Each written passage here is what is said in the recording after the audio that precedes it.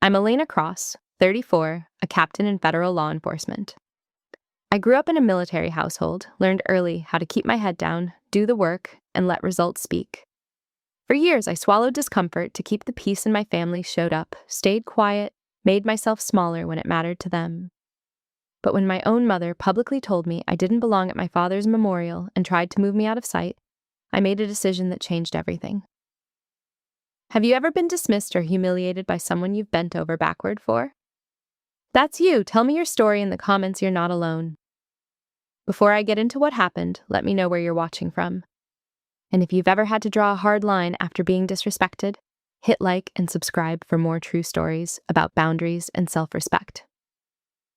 What happened next caught everyone off guard. I pressed my uniform at 0500 that morning.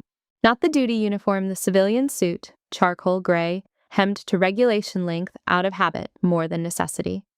Hair pinned back in a low bun, edges smooth, every strand accounted for. I checked myself in the mirror the way I'd been trained to check anything, systematically, top to bottom, looking for what was wrong before someone else could find it. The memorial service for my father, Master Sergeant Daniel Cross, was scheduled for 1000 hours at the chapel on Fort Myer, and I intended to be early. I always intended to be early. That morning, being early felt like the only thing I could control. My mother was already dressed when I came downstairs. Margaret Cross, 62 years old, standing in the kitchen in a black dress she'd bought specifically for this day. She looked composed. She looked like she'd rehearsed being composed. Her eyes moved over me the way they always did, not warmly, not coldly, but assessingly, like she was checking for something that might draw attention. "You look fine," she said. Not a compliment, a clearance. I poured coffee and stood at the counter. She watched me drink it. "Elena, I want today to go smoothly." "So do I. I don't want anything complicated." I set the cup down. "What would be complicated?" She didn't answer directly. She adjusted her earring in the hallway mirror and said, "Just keep it simple. Don't make this about you." I didn't ask what she meant. I knew what she meant. She'd been saying versions of that sentence my entire life. And I'd learned years ago that asking for clarification only made her more anxious. My mother was not a cruel woman. I want to be clear about that. She was an anxious woman who had spent 31 years married to a career soldier and had never once been comfortable with what that meant. She loved my father. She also spent their entire marriage quietly hoping no one would notice what he did for a living. I was active duty federal law enforcement at the time, commissioned officer equivalent, captain grade, working out of a field office I won't name. I'd been in service for 12 years, starting enlisted, finishing my degree on active duty, commissioning through OCS, and spending the next several years earning a reputation for being thorough, quiet, and hard to rattle. None of that mattered to my mother. To her, I was still the daughter who might say the wrong thing at the wrong time in the wrong room. She asked me not to wear my uniform. I agreed. That was the first concession, though I didn't frame it that way then. I told myself it was a reasonable request, civilian attire at a family service, nothing unusual. But the request hadn't come with an explanation. It had come with a tone. The same tone she used when I was 14 and she told me not to mention my father's deployment at a school event. The tone that said, "We don't talk about this in public." What I did carry was my father's unit patch, folded inside the inner pocket of my blazer, tucked flat against the lining where no one could see it. It was the patch from his last duty station, 2nd Battalion, 5th Special Forces Group. He'd worn it through 2 combat tours and brought it home both times. I didn't put it on my sleeve. I didn't display it. I carried it the way you carry something sacred when you've been told that sacred things make people uncomfortable. We drove to the chapel in silence. My mother adjusted the rearview mirror twice. She reminded me to turn off my phone. She told me to sit with her and not wander. I said I would. The parking lot was already half full when we arrived, a mix of civilian cars and government plates. I saw the first cluster of uniformed personnel near the east entrance. Army dress blues, ribbons aligned, covers tucked under left arms. I noted rank instinctively. A major, 2 staff sergeants, a warrant officer. It's not something I choose to do. It's something my brain does the way other people notice weather. My mother saw me looking and her mouth tightened. "Elena." "I'm not doing anything." "You're staring." "I'm observing." She exhaled through her nose, a sound I knew well. It meant the conversation was over, but the disapproval was not. Inside the chapel, the pews were filling in a pattern I recognized. Family to the front, unit members and veterans behind them, then colleagues, then general attendees. It was standard. It was protocol. My mother walked halfway down the center aisle and then stopped. She glanced to the left, to the right, and then turned back toward the rear. "Let's sit here," she said, gesturing toward the second to last row. "Mom, family sits at the front. There are already people up there. We'll be fine here." The people up there were my father's people. Men and women who had served with him, who had stood post with him, who had carried his legacy in ways my mother had never wanted to witness. The front rows were not full. There was space clearly reserved programs placed on seats, a folded flag on the altar table. This was not an overflow issue. This was deliberate. I looked at her. She looked at the back pew. I sat down. That was the second concession, and I made it the same way I'd made every concession before it, quietly, without protest, with the calm efficiency of someone trained to de-escalate. I folded my hands in my lap. I kept my posture straight. I told myself it didn't matter where I sat. I told myself the location of a pew had nothing to do with the weight of grief. I told myself all the things you tell yourself when you know something is wrong, but you've decided peace is more important than being right. The chapel filled. Voices lowered. Programs rustled. I watched the honor guard assemble outside through the narrow window beside my pew. 6 soldiers in dress blues, white gloves, movements synchronized to the inch.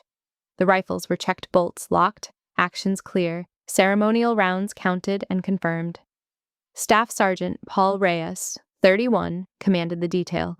I didn't know his name then. I learned it after. He stood at the front of the formation and gave the order to dress right. The spacing was exact. The silence that followed was the kind that has weight, the kind that presses against your chest and holds you still. I felt the patch against my ribs through the lining of my blazer. My father had earned every thread of it. I had carried it into this building because it was the one thing no one could take from him and no one should have been ashamed of. But I was sitting in the back row, and the front of the chapel might as well have been another country. My mother opened her program and read it like a menu. She didn't look at me. She didn't look at the honor guard. She sat with her ankles crossed and her jaw set. And I realized, not for the first time, but with new clarity, that she was not grieving the man who had served. She was managing the event around the man who had served. There was a difference. I was beginning to understand how wide that difference was. The chaplain approached the podium, the color detail prepared to enter from the rear. I heard the command muffled, precise, and the heavy doors swung open. Boots hit marble in unison. The flag moved forward, steady and deliberate, borne by hands that understood exactly what they were holding. And I sat in the back row, holding my father's patch against my ribs, knowing the way you know weather's about to change, that this was not going to stay quiet. The chaplain opened with a reading from Isaiah. I don't remember which verse. I remember the cadence low, measured, appropriate. I remember the way the light came through the stained glass and caught the edge of the folded flag on the altar table. I remember the sound of 60 people breathing in a room built for silence. And I remember my mother leaning toward me during the second hymn, her voice barely above a whisper, close enough that I could smell her perfume and feel the tension in her jaw. "You don't get to wear that here. You're embarrassing us." She wasn't talking about my suit. She was talking about me. About the way I was sitting upright, squared, hands folded in the precise way I'd been taught. About the fact that even in civilian clothes, I looked like what I was. She could see it. Other people could see it. And for my mother, visibility was the enemy. I didn't respond immediately. I let the hymn continue. I watched the honor guard standing at parade rest along the east wall, rifles shouldered, eyes fixed. I counted 3 breaths before I turned to her. "I'm sitting in the back row, Mom. I'm not wearing my uniform. I'm not speaking. What exactly am I doing wrong?" Her lips pressed together. "People are looking. People are at a memorial. They're looking at everything. Elena," her voice dropped lower, "move to the last row, please." The last row was against the wall. It was where the ushers had stacked extra programs, and where a folding table held a guest book no one had signed yet. It was not a seat. It was a margin. She wanted me in the margin. I stood up. I didn't argue. I didn't make a scene. I picked up my program, pressed my blazer flat, and walked to the last row. I passed two veterans in dress uniforms who watched me move without expression. I passed a woman in Navy service dress who shifted slightly, registering something she didn't yet have context for. I reached the back wall, pulled a folding chair to the end of the row, and sat down. The patch was still in my pocket. My hands were still steady. My breathing was still regulated. But something had shifted, not inside me, not yet. Around me, the room had noticed. A woman in a charcoal suit had just been moved from the second to last row to the last row at her own father's memorial. And the room, full of people trained to observe, had observed. I sat with my back straight and my eyes forward. The chaplain continued. The eulogies began a retired sergeant major who'd served with my father in the early years, a family friend who told a story about a fishing trip that earned soft laughter. I heard all of it from the back wall. I heard it the way you hear something through glass, present but separated. Midway through the second eulogy, I became aware of movement in the front row. Not dramatic, not sudden, just the slow, deliberate act of an older man standing up. He was seated in the first pew, right side, closest to the aisle. His posture was the kind that doesn't relax shoulders back, chin level, spine aligned in a way that has nothing to do with comfort and everything to do with decades of practice. He wore a dark suit, but the lapel pin was unmistakable, the same unit crest my father had worn. 2nd Battalion, 5th Special Forces Group. Lieutenant Colonel James Holloway, retired, 68 years old. I didn't know his name yet either. I only knew what I could see, which was a man whose bearing announced his rank before any insignia could. He had turned in his pew and was looking toward the back of the chapel. Not scanning, looking. His eyes found me. Then they tracked to the empty space where I'd been sitting. Then they moved to my mother.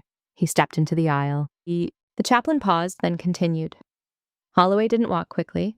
He walked the way senior officers walk when they've decided something steadily, without hesitation, with the kind of authority that doesn't need to raise its voice because it has never had to. He reached my mother's row. She looked up. Her expression cycled through confusion, recognition, and something close to fear in the space of 2 seconds. Holloway didn't sit down. He stood at the end of the pew and looked at her directly. "You moved her." My mother's mouth opened. Nothing came out. Holloway's jaw tightened. I could see the tendon in his neck from 30 feet away. "Move her back." 3 words, no volume, no theatrics. Just a command issued by a man who had spent 40 years in rooms where commands were not suggestions. My mother's hand went to her chest. She looked around at the other attendees, at the chaplain, at the honor guard, standing motionless along the wall. Every face she found was still. No one intervened. No one needed to. Holloway turned and walked back to the front row. He didn't look at me as he passed. He didn't need to. The instruction had been given, and everyone in the chapel understood it. My mother sat frozen. Her program was creased where her fingers had gripped it. Her ankles were still crossed. Her composure, the thing she had spent the entire morning constructing, had cracked not from grief, not from loss, but from the sudden and public recognition that the authority she had been trying to manage was not hers to manage. I remained in my seat against the back wall. I did not move. I kept my eyes forward. The patch pressed against my ribs, and for the first time that morning, I let myself feel the weight of it, not as burden, not as symbol, but as proof. Proof that my father had served. Proof that his service had mattered. And proof that the people who understood that would not allow it to be hidden. The honor guard stood at attention. The chaplain resumed. The flag on the altar caught the light again. And my mother sat in her pew, staring straight ahead, realizing that the room she had tried to control had already decided where the power belonged. My father enlisted at 19. It was 1986, the tail end of the Cold War buildup, and Daniel Cross walked into a recruiting office in Fayetteville, North Carolina, with a high school diploma and a letter of recommendation from a shop teacher who said he was the most disciplined kid he'd ever taught. That was the word people used about my father before any rank was ever pinned to his collar. Disciplined. Not ambitious, not aggressive. Disciplined. He signed his contract, shipped to basic, and never looked back. He entered the Army as a private, E1, and spent his first 2 years learning the craft of soldiering the way some men learn carpentry, with patience, repetition, and an absolute intolerance for shortcuts. By 21, he was a specialist. By 24, he'd made sergeant and was assigned to his first Special Forces support unit at Fort Bragg. His career wasn't flashy. He didn't collect stories the way some soldiers do, trading them like currency. He collected competence. He moved through the ranks the way water moves through stone, slowly, inevitably, wearing down every barrier through sheer consistency. By the time he was 32, he was a sergeant first class. By 37, he held the rank of Master Sergeant E8 and had completed 2 combat deployments, one to the Gulf and one to a location that remained classified for the better part of a decade. He retired at 54 with 28 years of service, a chest full of ribbons he never displayed at home, and a quiet authority that followed him into every room he entered for the rest of his life. I grew up inside that authority, not under it, inside it. It shaped the way I understood time, space, movement, and silence. We moved 6 times before I turned 13.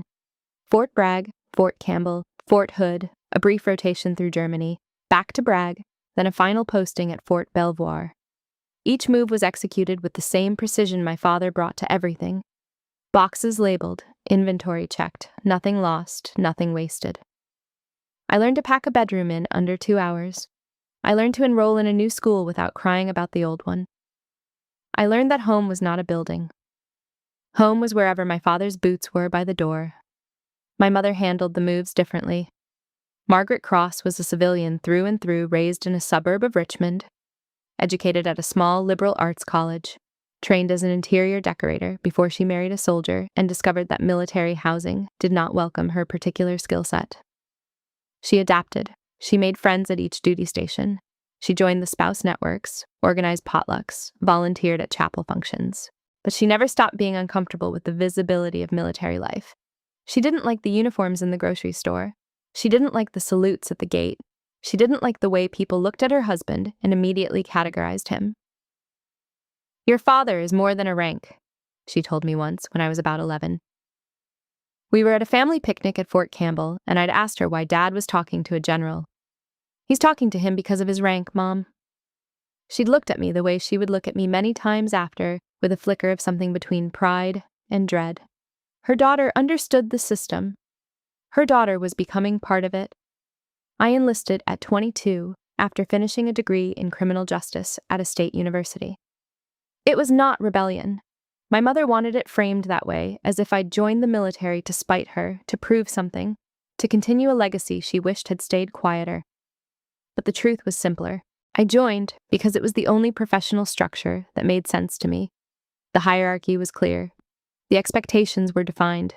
Performance was measured, not narrated. I'd spent my entire childhood inside institutions that operated on discipline and accountability. And when I entered one myself, it felt less like a choice and more like arriving.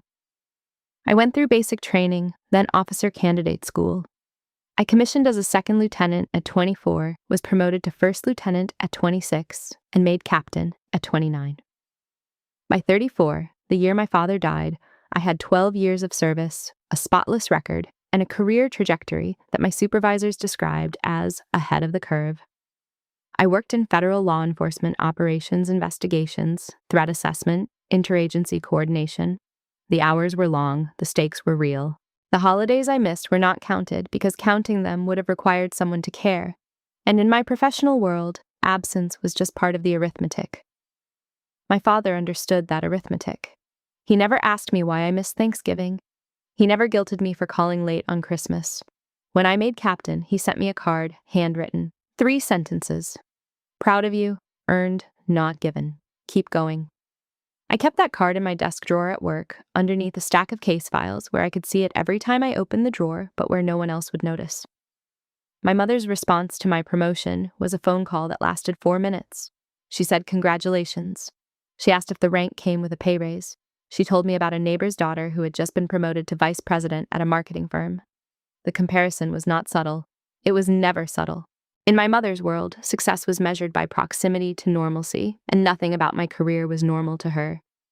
The distance between my parents on this subject was the fault line I grew up straddling. My father lived inside the institution and respected it. My mother lived beside it and resented it. I was the place where those two positions met, and for most of my life, I absorbed the friction without comment. Lieutenant Colonel Holloway entered my father's orbit in 1991 during the Gulf deployment. Holloway was a young captain, then 28, West Point class of 85, assigned to the same task force. My father was his senior enlisted advisor, and the bond they formed was the kind that only exists between men who have made decisions under fire and lived to debrief them. After the war, they stayed in loose contact, the kind maintained through annual cards, occasional phone calls, and the unspoken understanding that if one of them ever needed the other, the phone would be answered on the first ring. Holloway retired as a lieutenant colonel at 44, a respectable career cut short by a knee injury sustained during a training exercise. He moved to Virginia, consulted for defense contractors, and kept his connections tight. When my father was diagnosed, Holloway was one of the first people he called. Not my mother, not me, Holloway. That told me everything about what that bond meant. Everyone in the chapel that morning understood something my mother did not. They understood that Daniel Cross had not simply held a rank. He had built a world of service, of sacrifice, of unbroken commitment, and the people in that room were citizens of it. My mother had spent 31 years standing at the border of that world, refusing entry, and on the day it gathered to honor him, she had tried to push his daughter to the margin of the room. The veterans knew. The honor guard knew. Holloway knew. And now, sitting in the back row with a folded patch pressed against my ribs, I was beginning to know it too. The chaplain closed with a benediction. The honor guard executed a slow march to the altar, retrieved the flag, and began the ceremonial fold 13 precise triangles, each crease aligned, each tuck exact. Staff Sergeant Reyes supervised from the left flank, his eyes tracking every movement with the kind of focus that leaves no room for error.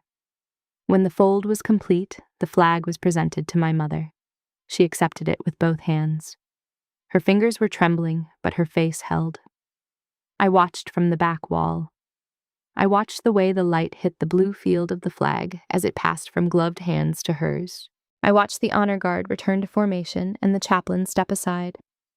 I watched the room begin to exhale that collective release that happens when ceremony ends and the human business of grief is allowed to resume. What happened next was not dramatic.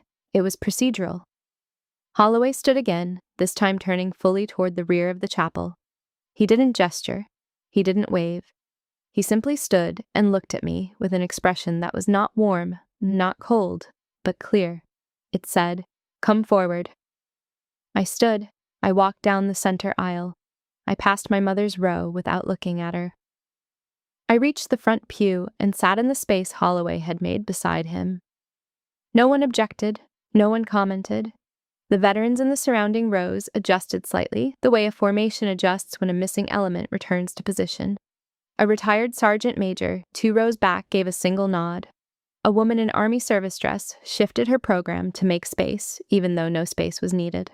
My mother did not look at me.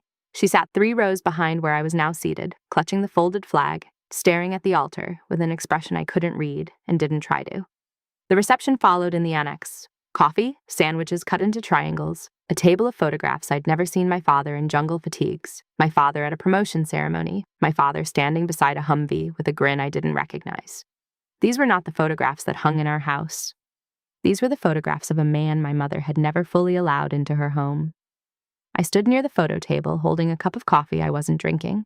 Veterans approached me in 1s and 2s. The conversations were brief. "Your father was a fine soldier." "Thank you." "You serving?" "Yes."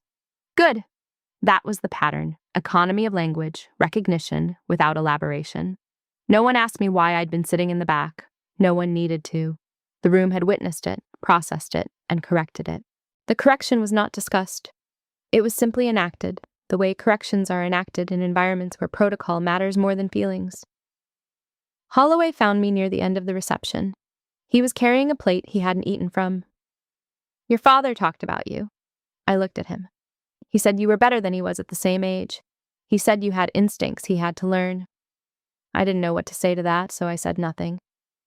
"He also said your mother didn't understand it." "She doesn't."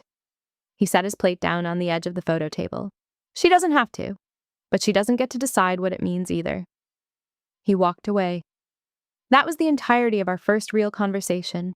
It lasted less than 90 seconds, and it rearranged something in me that had been misaligned for years. The drive home was silent. My mother held the flag in her lap like a package she hadn't asked for. I drove. The highway was clear, the afternoon light, flat and gray. She didn't speak until we were 3 miles from the house. That man had no right. I didn't respond. He humiliated me in front of everyone. I kept my eyes on the road. I was just trying to make things easier. You know how people talk. People weren't talking, Mom. They were mourning. She went quiet again. When we pulled into the driveway, she opened her door before I'd fully stopped the car and walked inside without waiting. I sat in the driver's seat for several minutes, engine off, hands on the wheel. The patch was still in my pocket. My father's flag was somewhere inside the house, already being absorbed into my mother's version of things, a version where she was the reasonable one, where I was the difficult one, and where a retired lieutenant colonel had overstepped his bounds. But I'd sat in the front row. I'd been acknowledged by men and women who understood exactly what my father's service meant and exactly what mine cost. And I'd heard a man who'd served beside my father say 3 words that undid years of careful minimization. Move her back. The humiliation at the memorial was not about clothing. It was not about posture. It was not about drawing attention. It was about the fact that my mother had spent 3 decades managing her discomfort with service by controlling the people who served. She couldn't control my father. He was too senior, too respected, too quietly immovable. But she could control me. She could ask me to wear civilian clothes. She could seat me in the back. She could whisper corrections during hymns. She could make me small enough to fit inside her comfort zone, and for years, I had let her. That was the realization that sat with me in the driveway, engine cooling, hands still on the wheel. Not that my mother had done something cruel. I still don't believe cruelty was her intent. But that her anxiety had become a system, and I had been its most reliable component. I absorbed. I adjusted. I deferred. I kept the peace by keeping myself invisible, and the cost of that invisibility had compounded until a retired officer had to stand up in a chapel and say out loud what I should have said years ago. I went inside. My mother was in the kitchen, running water she didn't need. I walked past her, went to my old bedroom, and closed the door. I sat on the edge of the bed and took the patch out of my pocket. I held it flat in my palm, the fabric worn, the stitching tight, the unit crest faded but legible. My father had carried this through 2 wars. I had carried it through 1 mourning. And that mourning had been enough to show me that carrying something in secret is not the same as honoring it. Something fundamental had shifted. Not loudly, not with confrontation or tears or declarations, but the way a compass shifts when the magnet beneath it is moved silently, permanently, pointing in a new direction. I didn't sleep that night, not from grief, from clarity. My mother called me 3 days after the memorial. It was a Wednesday just after 1800 hours. I was at my desk finishing an after-action report on a field operation that had consumed most of the previous week. I let the phone ring 4 times before I picked up. Elena, I've been thinking about the service. Okay. I think we should talk about what happened. What happened, Mom? She paused. I could hear her breathing, the careful kind, the kind she used when she was constructing a sentence designed to rearrange events. I was just trying to help. You know how these things are. People see a young woman sitting up front and they make assumptions. What assumptions? That you're I don't know showing off, that you're making it about yourself. I was sitting in a pew at my father's memorial. Another pause. Longer. That man, the one who stood up, he had no business doing that. He embarrassed me in front of everyone. He moved me to the front row, Mom, where family sits. You don't understand how it looked. I understand exactly how it looked. She changed the subject after that. Asked about my work, whether I'd been eating, whether the apartment had heat. The domestic inventory, her way of reasserting control through care, of reminding both of us that she was still the mother and I was still the daughter, and the hierarchy she understood was still intact.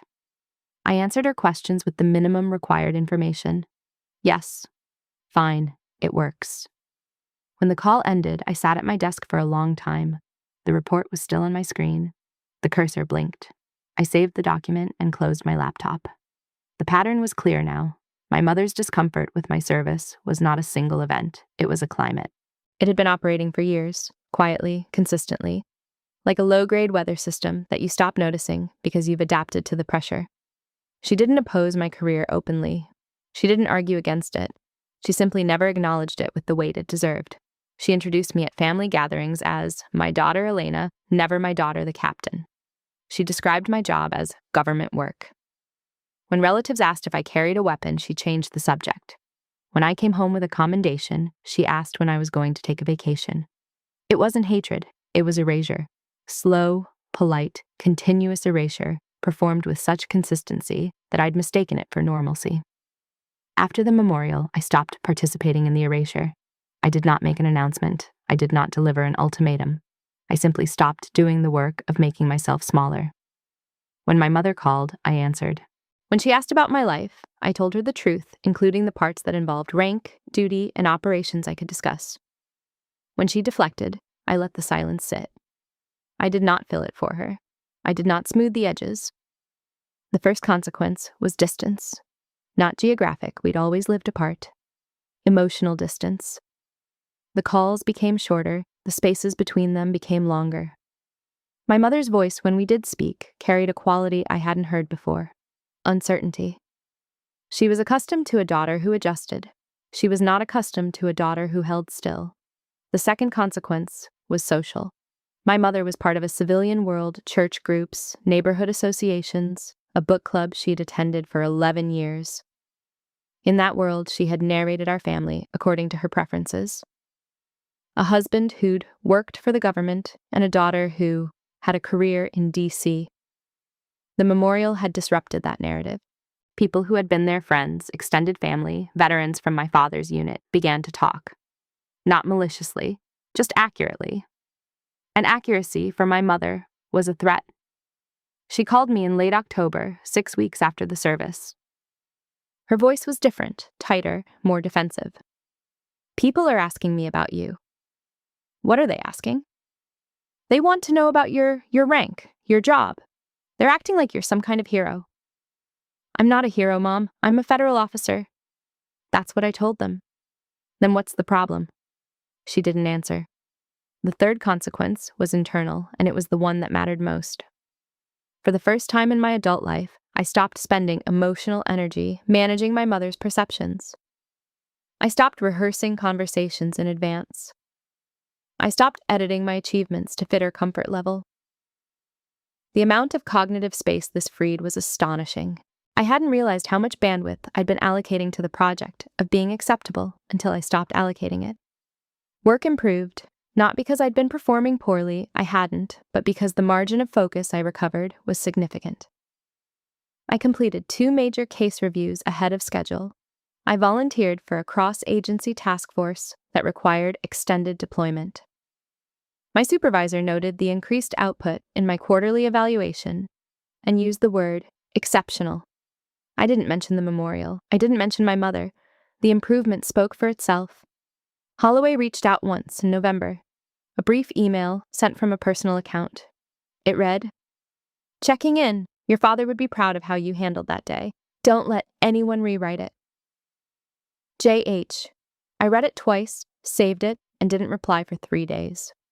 When I did, I wrote, "Thank you, sir. I won't."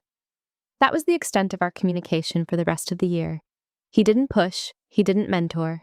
He simply made himself present at the exact distance that was appropriate, close enough to be a reference point, far enough to respect my autonomy. By December, my mother and I had spoken 4 times since the memorial. Each conversation was shorter than the last. She did not apologize. She did not acknowledge what had happened at the chapel, beyond her initial framing, that she'd been trying to help and a stranger had humiliated her. The selective memory was not surprising. It was her primary tool, the ability to remember events in the version that protected her, and to genuinely believe that version was the truth. I spent Christmas at my apartment, alone. I cooked a small meal, called my mother for 11 minutes, and went to bed early. It was the quietest holiday I could remember, and it was the first one that didn't feel like a compromise. In January, my promotion board convened. I'd been on the list for senior responsibilities, and the review was a formality. My record was clean, my evaluations were strong, my operational history was exactly what the board wanted to see. When the results came back, I was selected for advancement. The official notification arrived on January 15th, and I read it at my desk the same way I'd read every official document in my career. Carefully, thoroughly, and without celebration. I called my mother that evening. I told her about the selection. She said, "That's nice, Elena." I said, "Thank you." And I meant it not as gratitude for her response, but as a closing. A punctuation mark on a sentence I was no longer willing to rewrite. I chose integrity over comfort. The comfort had never been mine anyway. The promotion was formalized in March. A small ceremony at the field office, my supervisor, 2 colleagues, and an administrative officer who read the orders aloud. I wore my dress uniform for the first time in months and felt the weight of it settle across my shoulders, like something I'd been carrying in pieces and had finally assembled. The insignia was pinned, the photograph was taken. I signed the paperwork and went back to work. My mother did not attend. I had not invited her. That was not punishment, it was arithmetic. I calculated the probability of her being comfortable in a room full of federal officers, measured against the probability of her saying something that would diminish the moment, and the numbers were not in her favor. I told her about it afterward, on the phone. She asked if there had been cake. "No, Mom, there was no cake." "That's a shame. Promotions should have cake." That was the entirety of her commentary on my advancement to a position that placed me in a senior leadership role within a federal law enforcement agency. Cake.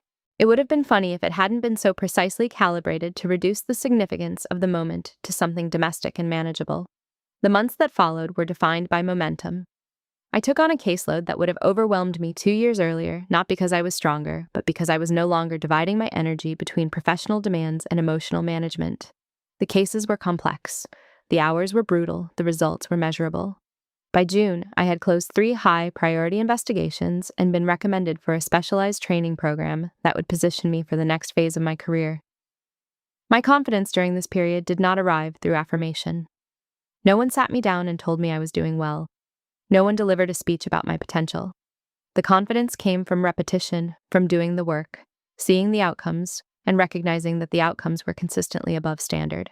It was the same kind of confidence my father had carried. Earned through action, sustained through discipline, invisible until tested. My mother, meanwhile, was struggling. Not privately, publicly.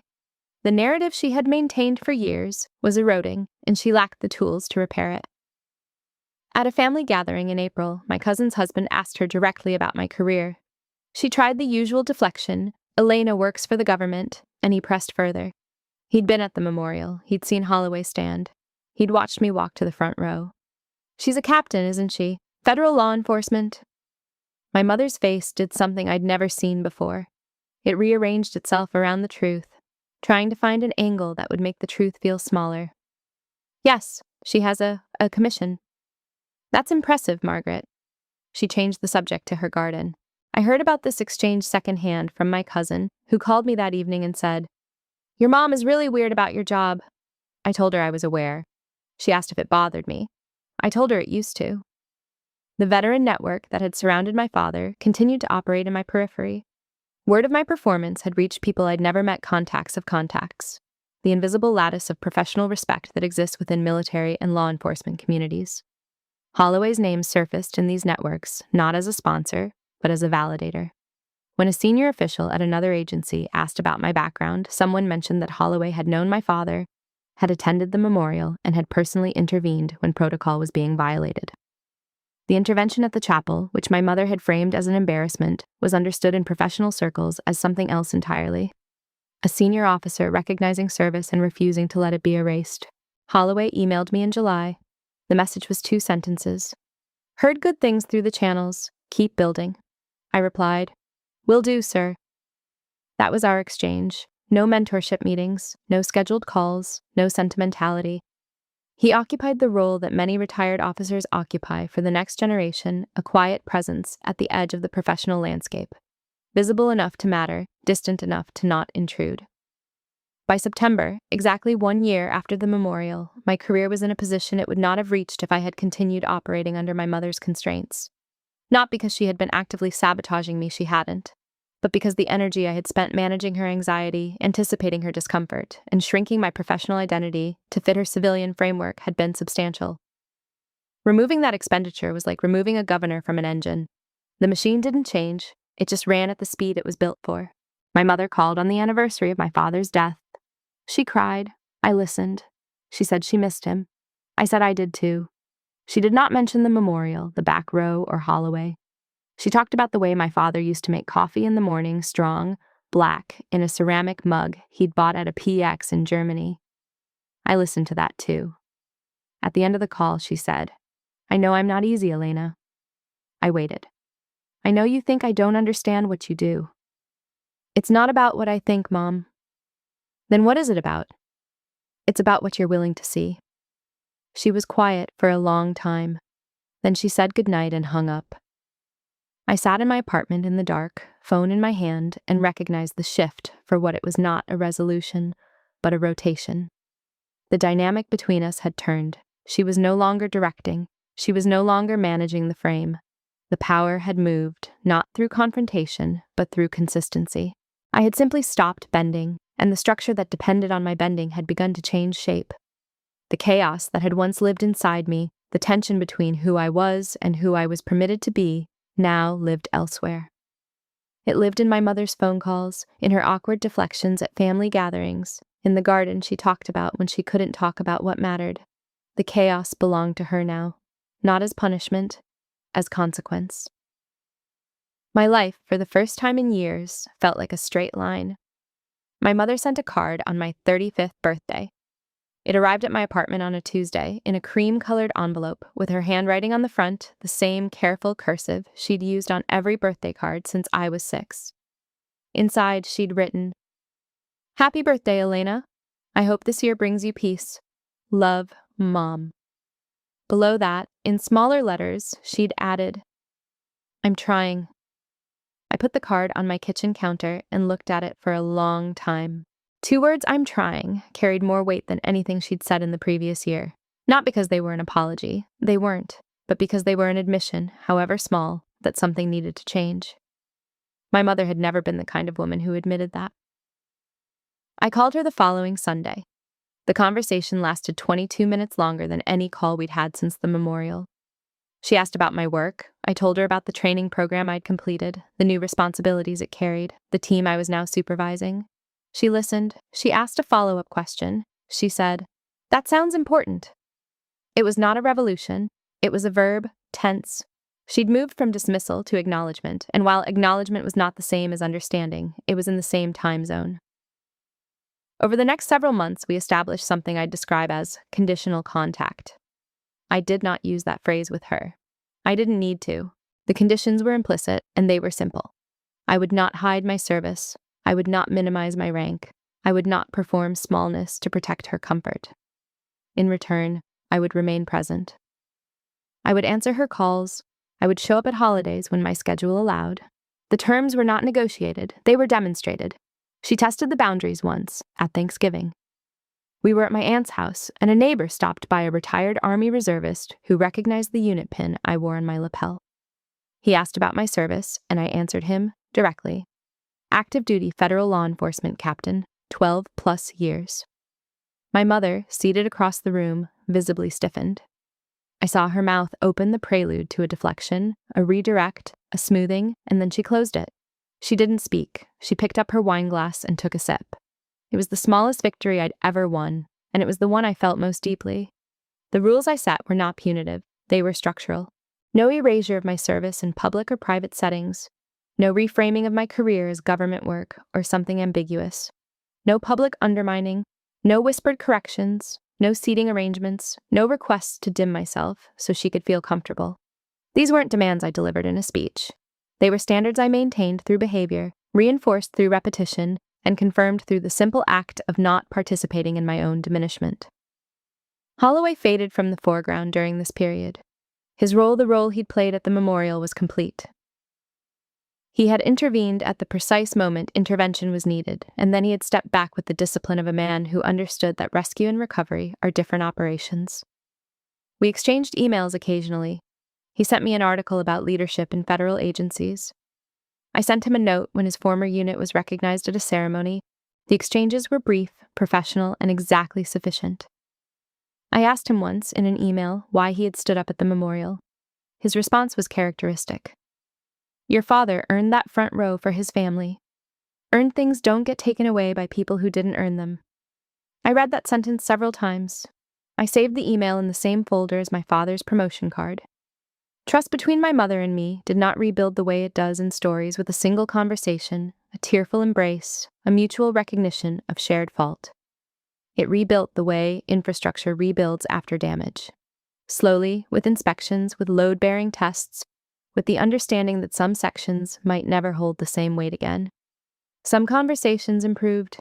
She began asking about my cases carefully, aware that most details were classified, but curious in a way she hadn't been before. She remembered the name of my supervisor. She asked if I'd been overseas recently. These were small things, but in the economy of our relationship, they represented significant investment. Other conversations stalled. She still couldn't say the word captain without a slight hesitation. She still described my job to her friends in terms that were technically accurate, but emotionally vacant. She's in law enforcement, federal. The word federal was as far as she could go. The specifics, the rank, the authority, the sacrifice, remained outside her vocabulary. Not because she didn't know them, but because speaking them aloud would require her to acknowledge something she had spent decades avoiding. I accepted that, not with resignation, but with the pragmatism of someone who understands that some systems have limits. My mother was 63 years old. She had spent her entire adult life constructing a framework that kept military service at arm's length. And asking her to dismantle it entirely was asking her to become someone she had never been. I could require her to stop actively undermining me. I could not require her to celebrate what I was. The equilibrium we reached was imperfect, but functional. We spoke regularly, we saw each other at holidays. She no longer tried to manage my visibility, and I no longer tried to manage her discomfort. We had both stopped performing for each other, and what was left, while not warm, while not the mother-daughter relationship either of us might have wished for, was honest. Honest was enough. By the time spring arrived, the distance between us had stabilized. Not closed, stabilized. We were two people standing on opposite sides of the same experience, neither willing to cross fully to the other's ground, but both willing to stay in the room. It was not reconciliation. It was coexistence. And coexistence, I was learning, was sometimes the most generous thing two people could offer each other. No dramatic reunion, no tearful rejection, just the steady, unremarkable work of two women figuring out how to share a family name without sharing a worldview. Reality, that's what it was. And reality, unlike sentiment, is something you can actually build on. The ceremony was in October, 2 years and 1 month after my father's memorial. A formal event at a federal facility. I still won't name awards, recognitions, the standard administrative calendar of an institution that marks achievement with the same precision it marks everything else. I received a commendation for my work on the Interagency Task Force. It was presented by a deputy director whose handshake was firm and whose speech was mercifully short. I wore my dress uniform, full insignia, service ribbons aligned, my hair was regulation, my shoes were polished to a standard my father would have approved of. I stood in a room full of officers and agents, and I did not think about where I was sitting. I did not calculate who was watching. I did not adjust myself for anyone's comfort. I stood where I was placed by protocol, and protocol placed me exactly where I belonged. My mother was in the audience. 3rd row, left side, wearing the same black dress she'd bought for the memorial, though I doubt she made the connection. I had invited her. Not as a test, I was past testing. I invited her because the event was open to family and she was my family. She sat quietly through the proceedings. She clapped when my name was called. She did not whisper to the person beside her. She did not look away. Afterward, she found me in the reception area. She was holding a cup of coffee she hadn't touched. It was very formal. Yes. You looked like your father. I didn't respond to that. Not because it hurt, but because it was the truest thing she'd ever said about my career, and I wanted to let it sit in the air without qualifying it. Thank you for coming, Mom. She nodded. She drank her coffee. She asked if there was cake, and this time there was. The years between the memorial and this moment had not been dramatic. They had been procedural. I had drawn a boundary. I had maintained it. I had continued working, continued advancing, continued operating within a system that rewarded performance and penalized deception. The chaos of my mother's disapproval had not disappeared. It had simply stopped being my responsibility. I had transferred it back to her, where it had always belonged, and she had been forced to carry it on her own. Some days she carried it well, some days she didn't. That was no longer my calculation. The calm I felt at that ceremony was not the absence of conflict. It was the presence of alignment. My internal world matched my external world. The rank on my uniform corresponded to the authority I exercised. The respect I received corresponded to the work I'd performed. Nothing was hidden. Nothing was minimized. Nothing required translation for someone else's comfort. I understood, standing in that reception hall, that the memorial had not been the beginning of my transformation. It had been the reveal. The fracture between my mother's expectations and my identity had existed for years since I enlisted, since I commissioned, since the first time she asked me to describe my job in terms that wouldn't alarm her book club. The memorial simply made it visible. Holloway's intervention didn't create the problem or solve it. It illuminated it, briefly and publicly, and the light had been enough. I had spent the 2 years since then doing the work that light demands, examining what was there, deciding what to keep, and building something that could withstand scrutiny. The work was not exciting. It was not cinematic. It was the daily, repetitive practice of showing up as myself and not apologizing for the space I occupied. I thought about who had stayed through that process. Holloway, at a distance steady, undemanding, exactly as present as a mentor should be. My colleagues who had never known a different version of me and therefore required no adjustment. My cousin who called regularly and had started describing me to people as my cousin the captain, with an emphasis I found both embarrassing and deeply gratifying. I thought about who had adjusted. My mother, imperfectly, incompletely, but measurably. She had moved from active erasure to reluctant acknowledgement to something approaching. On her best days, neutral acceptance. It was not what I wanted. It was what was available. And I had learned from my father, from my training, from every field operation that had taught me to work with conditions as they were, rather than as I wished them to be, that available was enough. I thought about who hadn't adjusted. Certain relatives who still described my career in euphemisms. A family friend who told my mother I was trying to prove something. People on the periphery of my life, whose opinions I'd once managed with the same care I managed my mother's, and whom I had, over time, simply released. They floated in the outer orbit of my world, harmless, irrelevant, no longer consuming fuel. The chapter of my life that began at my father's memorial was not over. It was mid-turn, a rotation still in progress, steady and deliberate, like the turn of a season you can feel, but not yet see. The ground had shifted, the structure had changed, but the final shape was still forming, and I was content to let it form at its own pace. I left the reception that evening and drove home through quiet streets. October air, windows down, the kind of stillness that comes after a long day of being observed. I parked, I walked inside. I hung my uniform on the back of the bedroom door where I could see it from the bed. The insignia caught the hall light, a small flash of metal, there and then gone. I sat on the edge of the bed and let the question form. What happens when you stop asking permission to be who you already are? I didn't answer it that night. I didn't need to. The answer was already in the living. Here's what I can tell you about the other side. I sleep now. Not perfectly, there are still nights when the phone rings at 0300 and the next 12 hours belong to someone else's emergency. But the sleep that comes between those nights is deep, uninterrupted, and free of the particular kind of insomnia that belongs to people who are performing a version of themselves they don't believe in. I close my eyes and I am exactly who I was when they were open. There is no translation between the two states. That is a kind of peace I didn't know existed until I had it. I laugh more than I used to. Not loudly, I was never a loud person, but easily.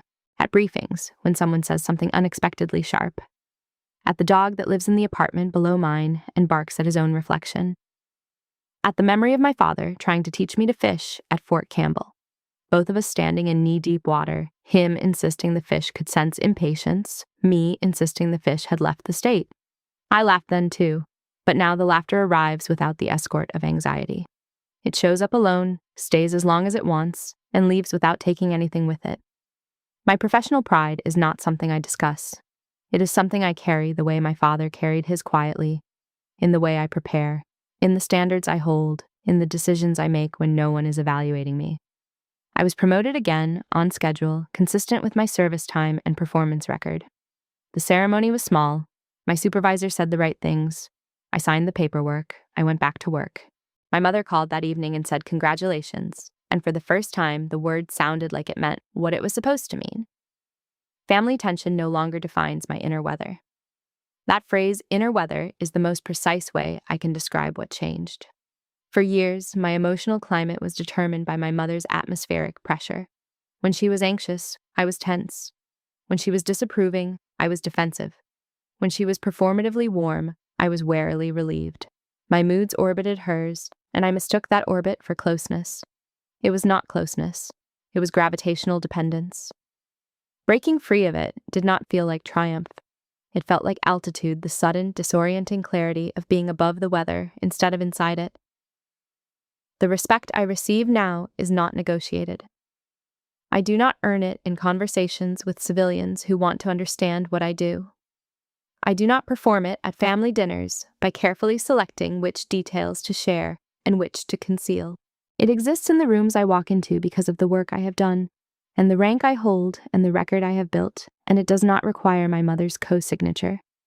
For years, I believed that respect within my family was a prerequisite for respect outside it. I was wrong. They are separate currencies, and one does not depend on the other. I did not win. I want to be clear about that. Winning implies a contest, and what happened between my mother and me was not a contest. It was a correction, a long, slow, sometimes painful correction of a dynamic that had been misaligned since I first raised my right hand and swore an oath she wished I hadn't. She did not lose. She adjusted incompletely at her own pace with the tools available to her. I adjusted too. I stopped absorbing her discomfort. I stopped translating my life into her language. I stopped treating her approval as a resource I could not live without. What remained when I stopped was not victory. It was stability. And stability, in my experience, outlasts victory every time. My father's legacy feels intact now. Not because I protected it, it never needed my protection. The men and women who served beside him carried it forward without instruction. Holloway carried it into a chapel and used it to correct an injustice in real time. Staff Sergeant Reyes and the Honor Guard carried it in the fold of a flag, in the precision of a march, in the silence that follows a volley. My father's legacy was never mine to safeguard. It was mine to join, and I joined it not by defending his memory at a memorial, but by continuing to serve in the tradition he established.